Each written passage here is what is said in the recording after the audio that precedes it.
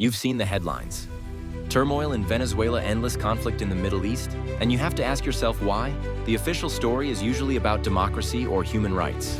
But if you follow the money, a very different picture emerges. To understand this, you have to look back at 1974. The US economy was struggling. So, Washington made a deal with Saudi Arabia that changed the world. The terms were simple. America promised absolute military protection.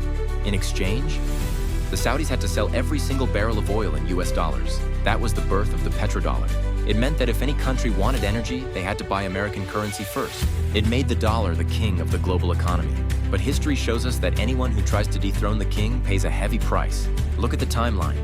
In the year 2000, Saddam Hussein said he wanted to sell Iraqi oil for euros. 3 years later, the US invaded. Then there was Gaddafi in Libya. He planned to create a gold-backed African currency, bypassing the dollar entirely. And the world saw how that ended.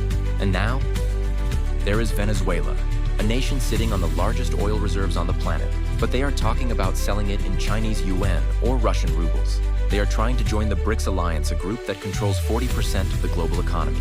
If they succeed, if the world stops needing the dollar for oil, American buying power collapses. This isn't just foreign policy, it is currency defense. The wars you see on the news, they are often the price of keeping the dollar on top. And that is a status the American establishment refuses to lose.